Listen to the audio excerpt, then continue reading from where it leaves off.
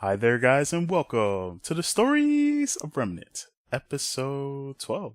This is a RWBY podcast where we love to express our love-hate relationship with RWBY.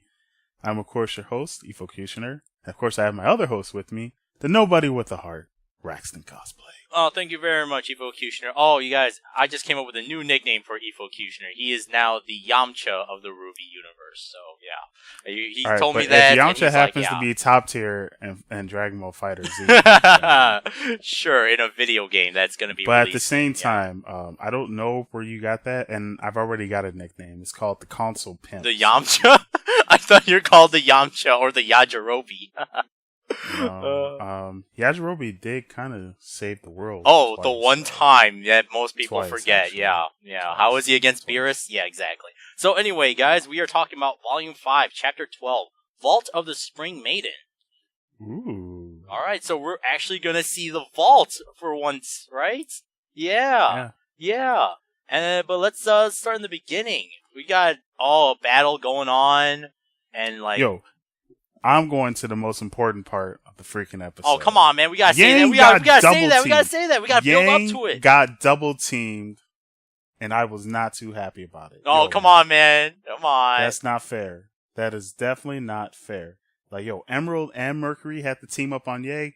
I'm pissed. That is the worst part of the episode. I'm talking about it right now. I think that's bullshit. How dare they? Whoa, what's wrong with that? What? I thought you like a challenge. You're one of those people that loves a challenge, man. 2-on-1. You love that kind of challenge.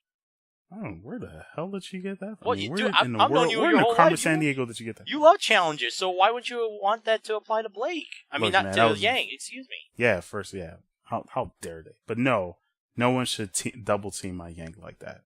That sounded dubiously. I'm gonna need you to get your head out together.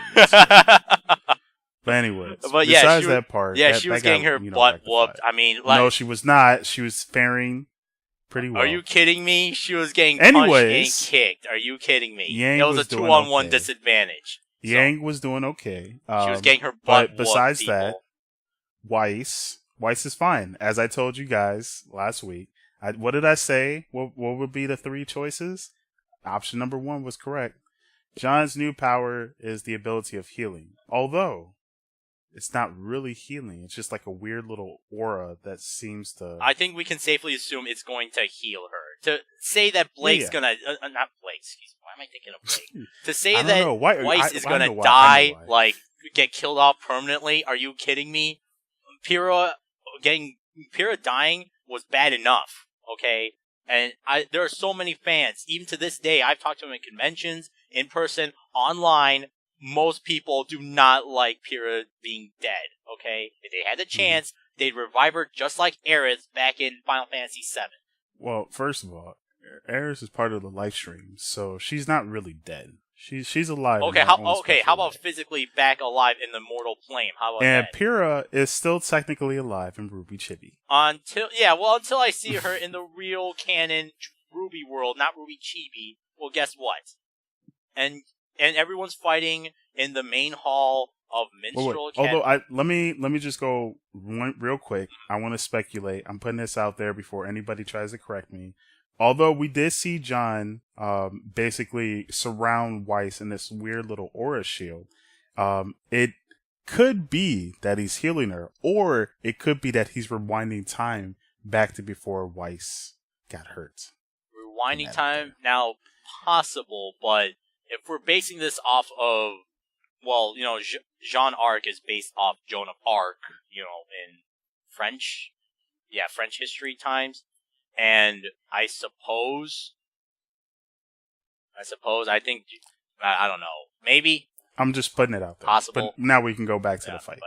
But anyway, we're going to see it, and by the way, Lionheart has revealed to Hazel that, Ozpin has already reincarnated. He's that kid.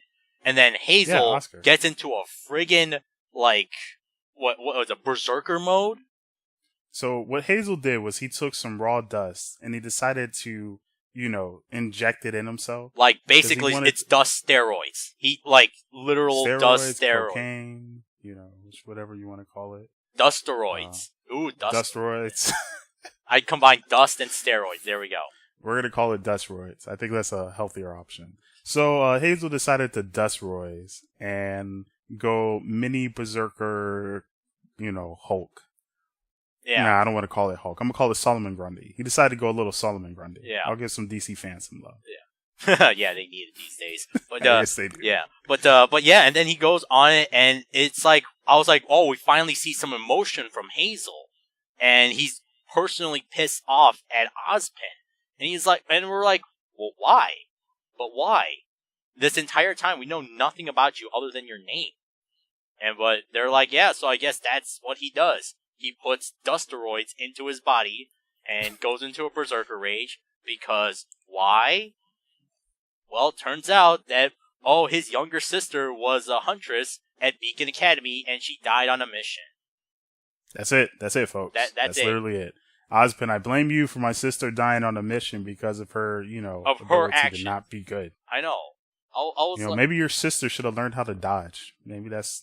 actually, that could be Ozpin's fault. Never mind. That could be. I don't know. We don't know. But to the best of our knowledge, based on what we have of this episode, Oscar... so Ozpin was like, hey, let me take over your body. I want to try and convince him otherwise. But Oscar's like, no, I gotta learn to fend for myself. And it's like, wait a minute. But your sister, she applied for the academy and she enrolled. She made a choice. And then Hazel's saying, I gotta be the big protective brother and be like, no, she's just a child, she doesn't know anything. And I'm like, dude. Look, man, I respect that. I understand. Yeah, I do get that as well. But at the same time, but you gotta let that younger sibling, do their own thing. Yeah, but they're not gonna be a kid forever. No, they are not. Yeah. Especially if they're going to be a huntswoman. Yeah, so. Huntress, a huntsman. Dude, they're going to be adults. They're going to have to make choices of their own lives. And to the best of our knowledge... They have to pay taxes eventually. Yeah, exactly. Oh, well, no, forget you. Yeah. Well, I don't know. Maybe. We'll see. The show never got into that. But yeah, so now we know the reason... We probably know the reason why Hazel teamed up with Salem. Because Salem probably knew about Hazel's problem with Ozpin. Be like, you know what? I'm going to manipulate you. Work for me, and you can take him down permanently. And free Dusteroids. Free Dusteroids, yeah. I'm pretty sure she's the one that supplied him with those Dusteroids, man. Yeah, grade A Dusteroids. Exactly. And then, of course, I was talking about, Yang doing okay against Emerald. Okay in quotation marks, people. And there is no quotation marks. Yes, there is. Yang is a badass. Yang, she's fine. Efocutioner is obviously a Yang fanboy. So. And you're clearly a Blake fanboy. By the way, you keep mentioning her. Well, yeah, why not, man? Well, what's the term? Bestiality? Yeah. So. Oh, I was... Okay. we can also talk about the real reason about Blank, but later. But, yeah. And then Lionheart activates the thingy for them to go downstairs. I'm sorry, not Lionheart, the Cowardly Lion. Yeah, the Cowardly Lion. That. And I gotta say that. By the way, apparently the vault to the entrance of the entrance vault is right there in the main hall of the academy. Yep, folks. I'm like, literally right there in the open. All right, fine. What's the best way to hide something? Right under your nose. Well, damn right. And speaking of right under our nose, a big secret was definitely held under our nose. We're not going to get through that. I believe there are a couple of other things as well. Like, what else happened? Look, okay, so, before we talk about it, I just want to go through the episode real quick and be like, RWBY no, we did not. Okay, so now we can talk about the big thing. So, when they down to the vault, it was Cinder, Vernal, and Raven. Okay, it was those three. Everybody else was fighting upstairs. And we covered Weiss, we covered Yang, and Ruby's fine, by the way. Yeah, Ruby's fine. She said, hey, guys, protect John. I'm going to go protect my sister. Ren, you go help Crow. Ready, break. Yeah, exactly. Yeah, they're all fine. But now we're getting to the big meat, the big part, the big reveal of this episode. And that is that I'm a part of RWBY now. Yeah, thank you, Rooster Teeth. I'm an official character. Oh, I wish. But no, that is not it. That was the weakest introduction. You had to do a better build-up, man. It is. It's called a better build-up. Just ask your mom about it. No, I'm just kidding, man. Very, very that's unexpected. But yes, we were talking about the big reveal. Efocutioner, what is the big reveal of today's episode? That Yang is the best character of RWBY. quotation See, marks. now that is a build-up. See, that's how you build it up. Because if it wasn't but no, the biggest build-up of the episode was the fact that we found out that Vernal is not the Spring Maiden. It is actually Raven this whole entire time. I'm like, confirmed, 100%, it is not Vernal. Raven is the Spring Maiden. So, me and Raxton were talking about this before the episode recorded, and Raxton was very surprised by this, and he was like, he never saw this coming. Now, the thing with me is, like, I guess I'm one of those people that just kind of observe the weirdest things at the weirdest times, but back in episode 9, after Vernal comes into the tent and tells Raven that, Cinder and their group is here, Raven decides to put on her mask, the same mask that we've seen since the beginning of the movie. When we first introduced to Raven, yes. Right. Now, of course, this is me going back, but I told Raxton that in Volume 5, Chapter 9, or Volume 5, that is 5, true. Episode That is 9. correct. Chapter 9, A Perfect Storm. Yes. Yeah. That when they when they both come out and they're out there, and when Vernal when Raven tells Vernal to show her powers, Vernal closes her eyes, extends her arms, and then we see the sky, change and wind and stuff like that. And Raxton was paying attention to Vernal so much that he completely missed the fact that Raven, throughout that whole entire period, had her mask on. And, of course, it's one of those weird things where we didn't see that much of the Maidens, and we don't know that much of what the Maidens' powers really entail until they actually use it. But one of the weird things about it was, I forgot what episode in Volume 4, but when Cinder started to use a little bit of her powers, you notice that, like, that those weird things come out of their eyes. Some sort of eyes. It's like, like magical visors. Eye visors come out. I don't even know what to call them. I don't know. It's just some sort of like rectangular, triangular, magical light blocks their eyes or like covers their eyes. It's sort of like Psylocke from the X-Men comics when she uses her magnetic for her X-Men powers. Ooh, that's actually a really good. Yeah, that was a good analogy. Good job. Yeah. Yeah, but I don't know what else to call it. I mean, that's okay. But that's a great way to represent the powers in general. But the whole point was, we didn't see that with Vernal. Now, of course, I put that as a question mark back in volume, Chapter 9, but I didn't really mention it on the show because I was like, well, maybe that's just, if you have full mastery of the Spring Maiden powers, maybe you can reduce the amount of, the eye things popping out. Because that could be like a quick way of, releasing attacks really fast without them paying attention and noticing. In fact, if we pay attention to when Cinder uses her ice attack on Raven towards the end, we barely notice the eye change thing really fast. So that's what I was thinking, like, okay, well, that could make sense. Maybe Vernal just has a really good mastery of her powers that she doesn't need to use. Why not? She's been training it for 10 years. Or, excuse me, the Spring Maiden has been training for the last 10 years. So exactly. So that's why. But the whole point was when we saw the mask on, Raxton was like, "Oh, I can't believe I never noticed that." And then I was like, "Yeah, that was probably one of the few signs." But also in Volume 5, I believe it was Episode 1 or Episode 2, when Lionheart talks about how he had the Spring Maiden at his academy until the fact that she just left for some random reason. Yeah, she just left. It's like she couldn't stay there anymore, and she's been gone for 10 years.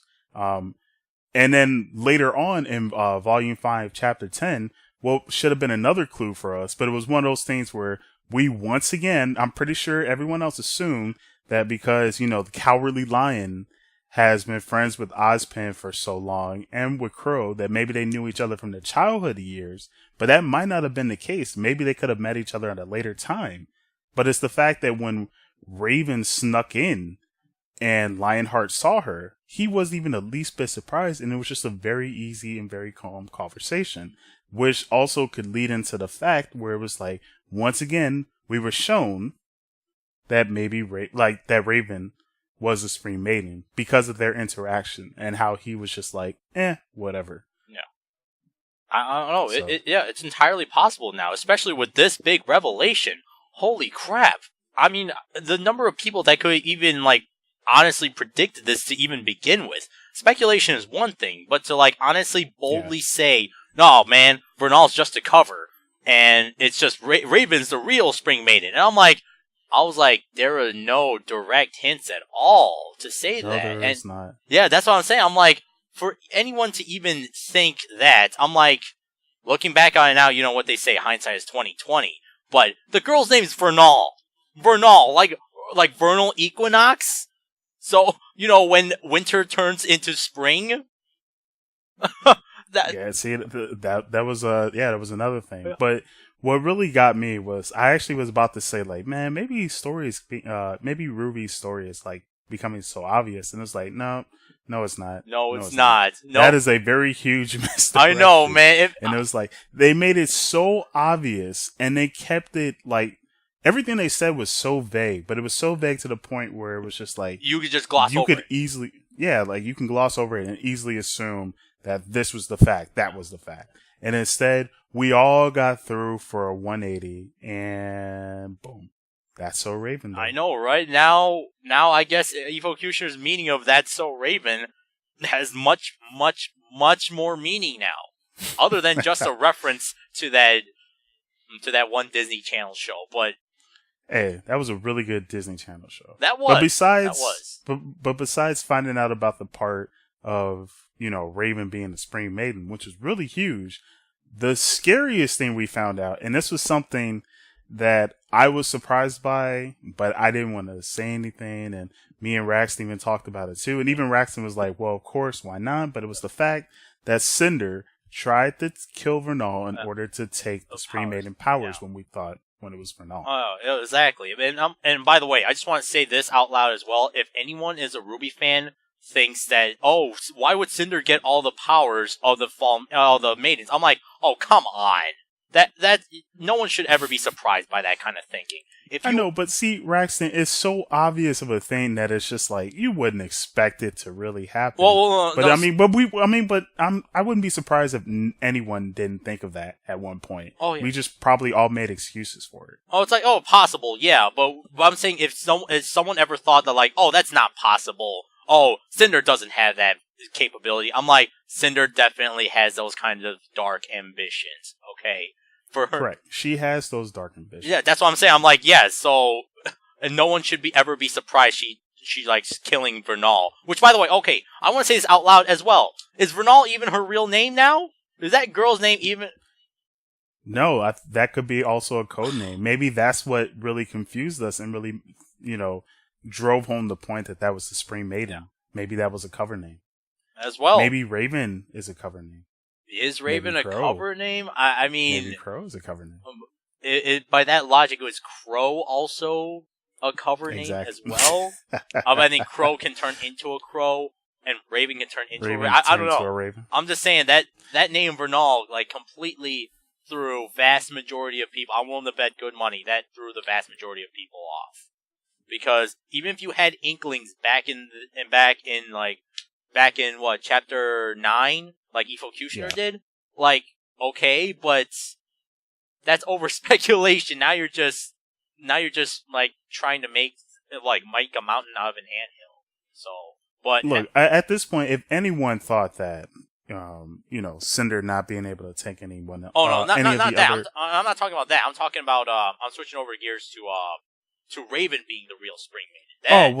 That's just really hard. Like, I would be impressed if anyone even came up to that, and I would love to hear your logic. Yeah. In fact, if any of you listeners have that same logic, comment that at the bottom. Please. I'm really curious. Seriously, Efocutioner and I will read your comments because we legitimately want to know how in the world could you have ever possibly have thought that without ever watching chapter 12. I couldn't think of that. No, Efocutioner, don't be bashful. No. Efocutioner did speculate that tiny little bit, but he was smart enough not to boldly say and talk about it because that is making a mountain out of an anthill. And for someone to even do that, holy crap! I don't know. There just wasn't enough evidence. Look, but I do want to go back. Yeah. I do want to point out to the fact of the whole, the theory about any maiden be able to have more than one power at once. I think there's a certain condition to it And I think that Salem knew what that condition was. So here's the thing, and I'm putting this out there as speculation. I think Cinder, if she does beat Raven, which I would be really shocked by that, but if she does beat Raven, I think that she will be able to take the Spring Maiden's power, and I believe that she might be falling. Cinder. Oh wait, Cinder is. So you're saying if somehow by random chance Cinder beats Raven and takes the Spring Maiden's power, and she would now have the Fall and Spring Maiden powers, that there would have to be some sort of condition to that. That's what you're saying? I believe there is. So I think it's more like, and I'm gonna go into the One Piece Devil Fruit rule. If you guys have never heard of One Piece, just Google it, but I'll give like a quick synopsis about the power. So there's these things called Devil Fruit where, if you eat it, you get like certain powers, based off of what the fruit is. Unfortunately though, not one person cannot have more than one devil fruit. So if you were to eat 2 devil fruits to get 2 different powers, you couldn't, because your body literally couldn't handle it and it would explode. Now, I'm not saying that's the same condition for anybody who were to try to get multiple powers of the, maidens, but I'm saying there might not be it wouldn't work in general. Yeah.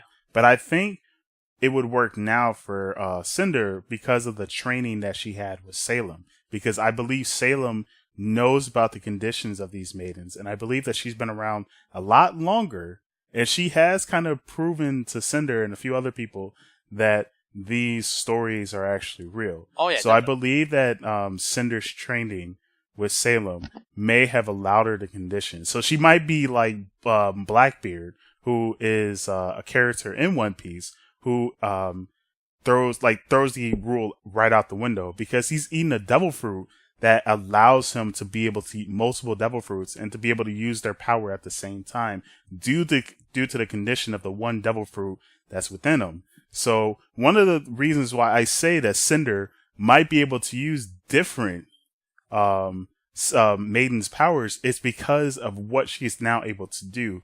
Like, I believe because of her left arm, if you saw it, and how she killed Vernal, is the left arm of a Grimm. And I think there's something special about her eye too.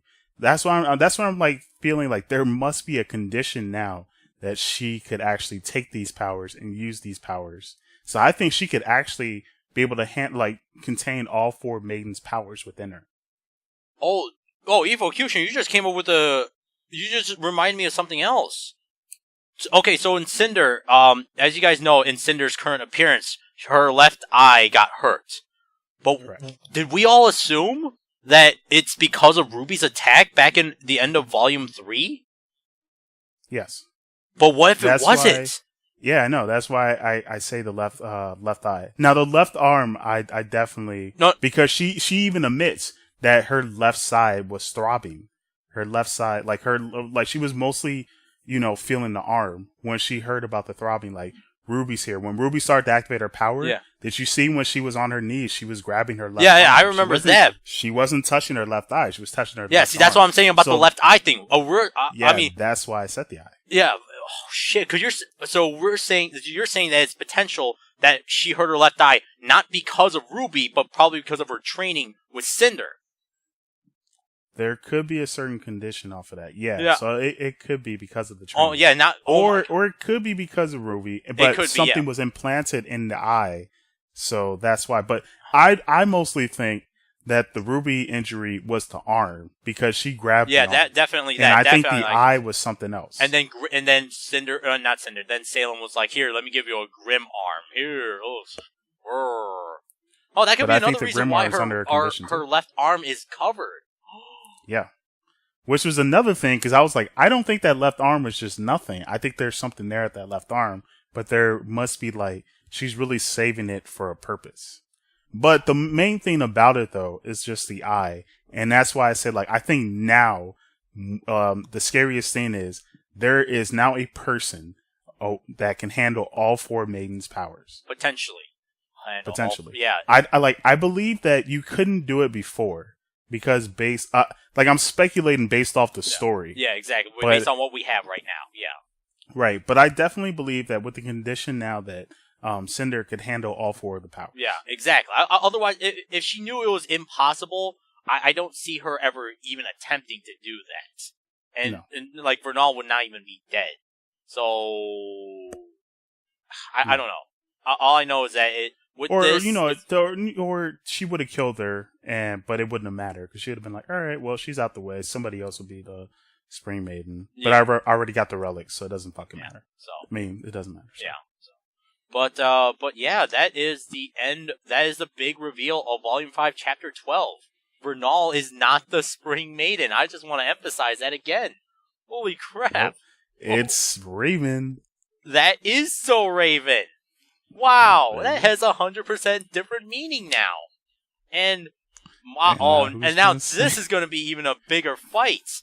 Most of us thought Cinder versus Vernal was going to be a bigger fight. No, Cinder versus Raven. Oh, jeez. My money's on Raven, but I really hope that she doesn't die, because if that's the case and my theory gets proven, then I'll be like, oh crap.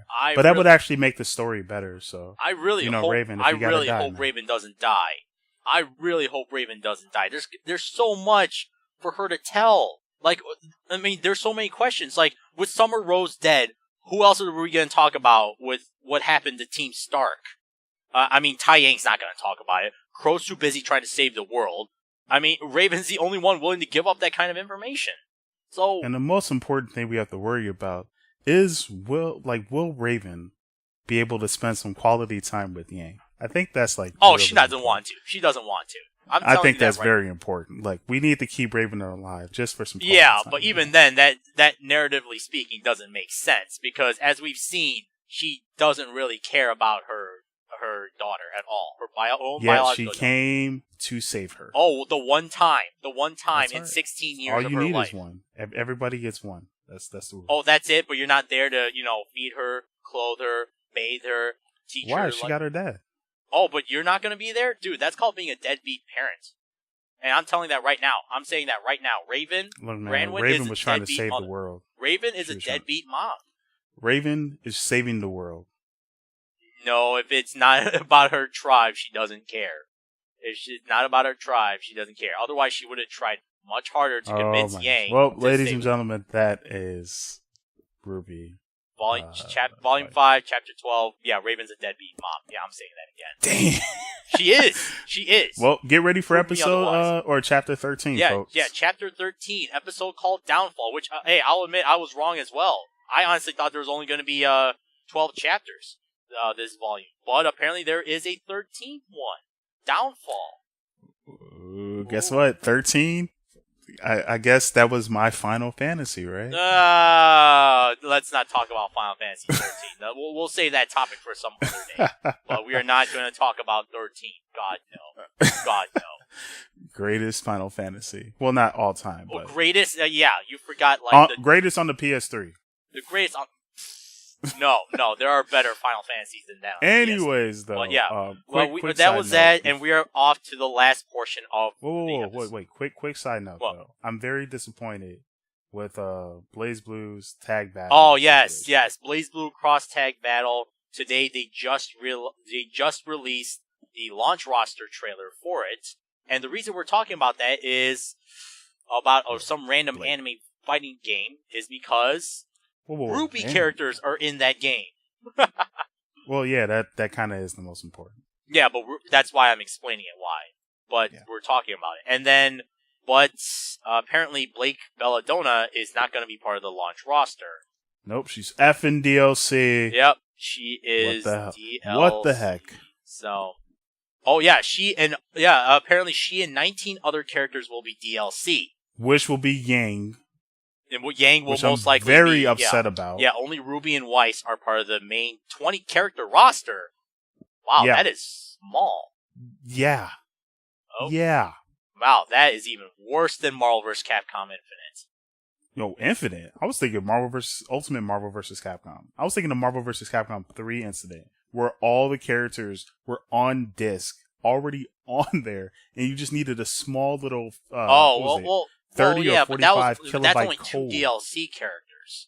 No. It wasn't 2. It was all of them. Virgil and the rest of them. You mean the characters that were in Ultimate? All right. We're getting off topic. They were on the Marvel 3 disc. We're getting off topic. Yeah, sorry. So, anyways, though. But she's DLC, and most likely Yang will be DLC as well. So, but yeah, anyway, and that's cross tag battle. And now we are off to the last portion of today's episode. Yes, so I'm going to go into the pun of the week for Barbara Dunkelman. Hope you're coming to see 2E2. We want you to come see 2E2. To come to Chicago in general, again. So, please. Yes. So, I have my pun of the week for you. It is, did you hear about the guy who got hit in the head with a can of soda? He was lucky it was a soft drink. A salt drink? No, soft. Oh, Let me say it one more time.